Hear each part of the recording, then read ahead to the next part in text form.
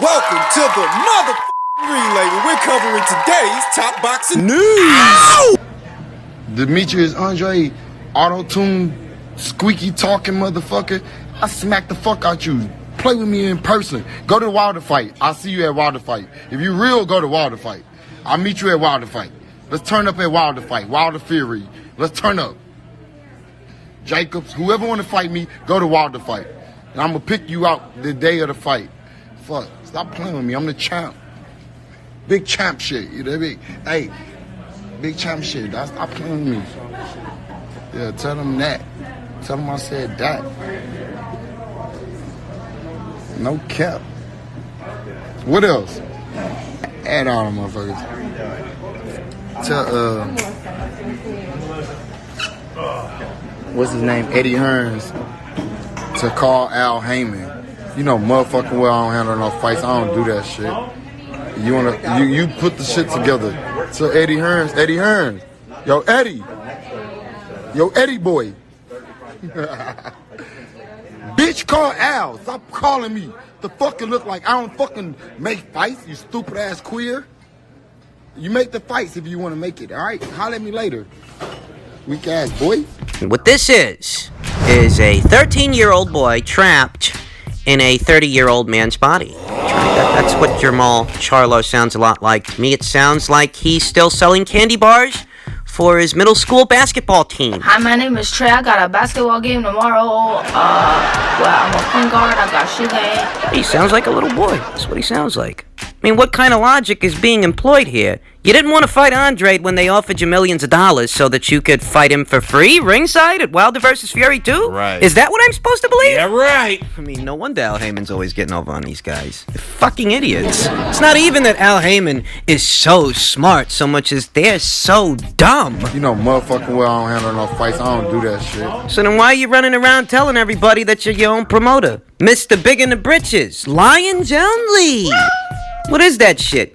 If people are under the impression that this guy is some kind of promoter, it's only because he's the fucking one that told him. Can he not keep up with his own lies? I mean, I'm not understanding.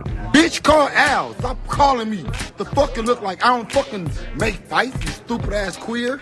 That coming from a guy who regularly pours peroxide in his hair to convert himself into a store brand version of Simon Phoenix comes off as very hollow words, okay?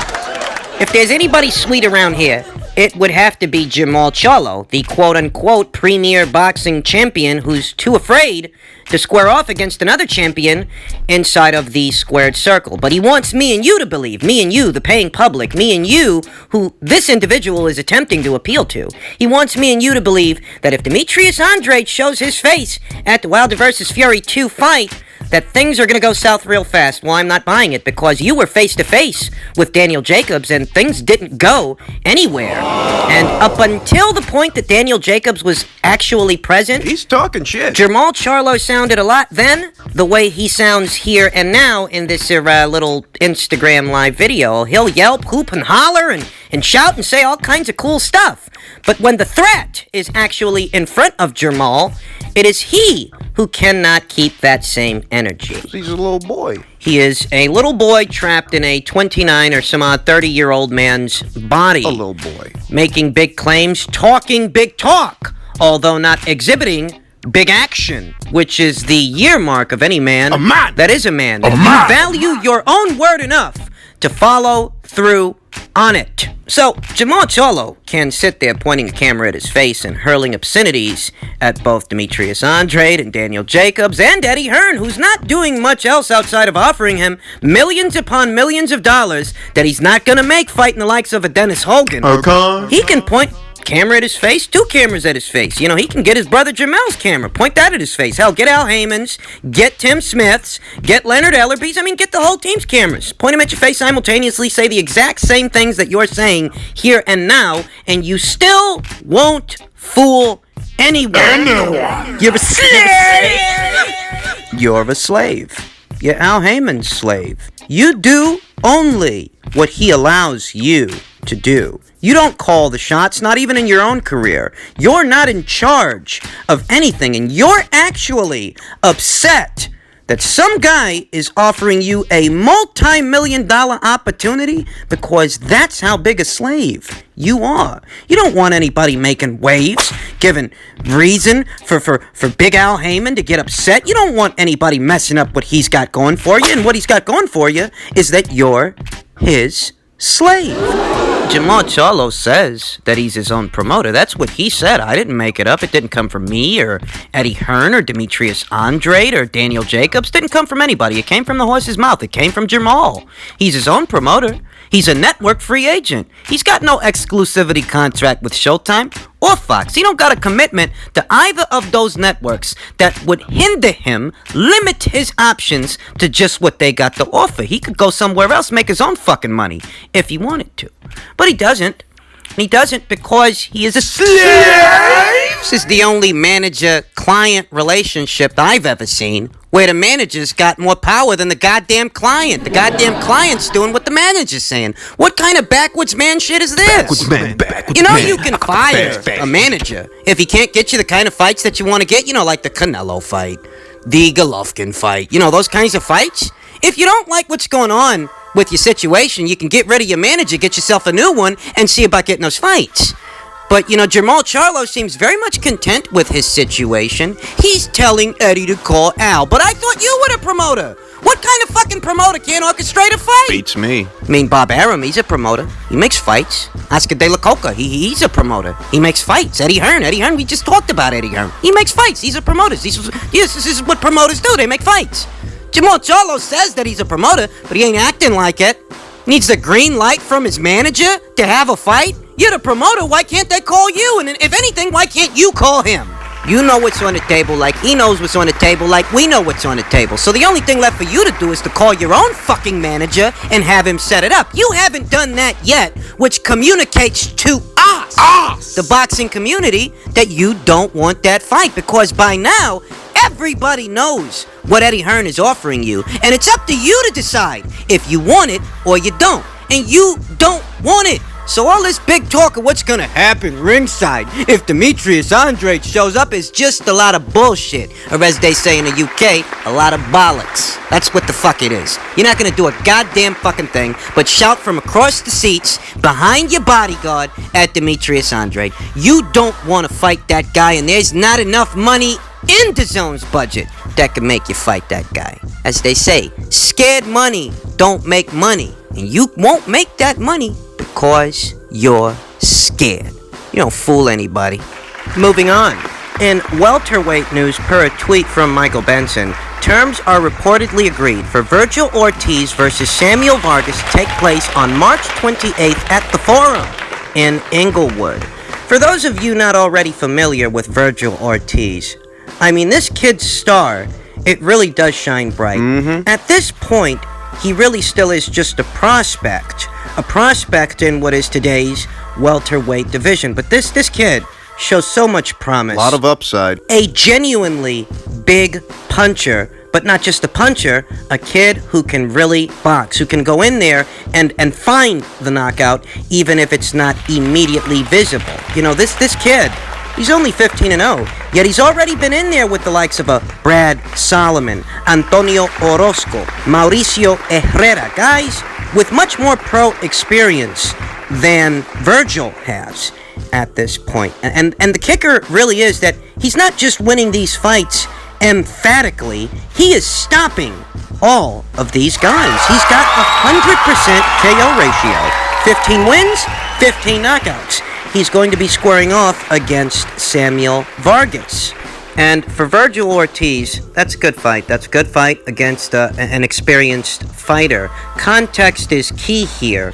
You know, Samuel Vargas is a low-level opponent for anyone who's competed at the elite and championship level. But for a prospect like Vergil, yes, this is a good fight and yet another good litmus test, because Samuel Vargas has been in there with the likes of Errol Spence, Danny Garcia, Amir Khan, Ali Funeka, Luis Collazo. Essentially what I'm getting at is this is an experienced fighter, and though he may have lost many of his big fights with the bigger names, he brings those experiences to the table against what is a prospect, a guy who's still trying to make a name for himself. It's a good fight.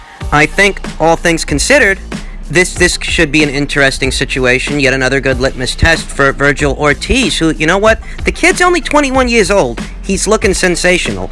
You think about his physical dimensions. He's about 5'10", 21 years old, 70-inch reach. That's telling you that this kid might actually still have more growing to do. More growing to do that could see him transitioning from the welterweight division to the junior middleweight division, you know, a couple years down the line. I mean, 5'10", 70-inch reach, those are very good dimensions for a welterweight. Very generous. And those dimensions give him that which he can grow into as he maturates, both as a man and as a fighter. The only real drawback with Vergil Ortiz is that he is campaigning in the welterweight division, and we all know the welterweight division is a very political division. You know, most of the talent there is on the PBC side of things, whereas Vergil is a Golden Boy Promotions fighter.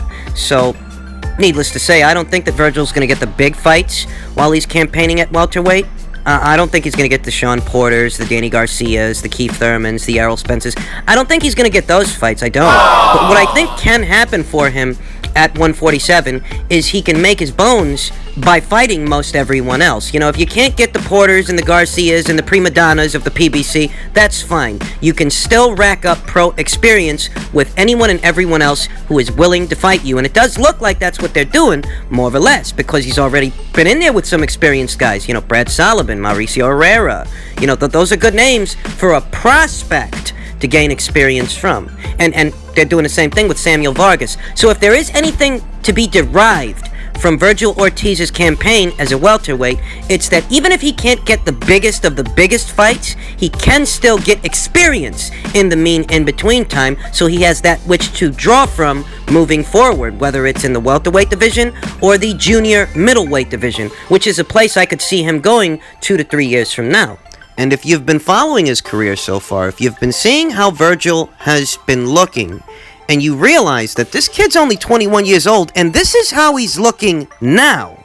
I mean, he really could turn out to be something. He really could turn out to be a somebody, because this kid can't just bang, he can box as well. That's really saying something. So, you know, I like this Samuel Vargas fight. I think it makes a lot of sense for more reasons than one, because the welterweight division is a very political division, and just as well, Vergil is still just a prospect. He's got to make his bones. He's only 21 years old. So I think that they're handling things the right way, although I would like to see more of a promotional push for Vergil, because, you know, Vergil's not getting the same push that Ryan Garcia's getting, or even the same push that Jaime Munguia's getting.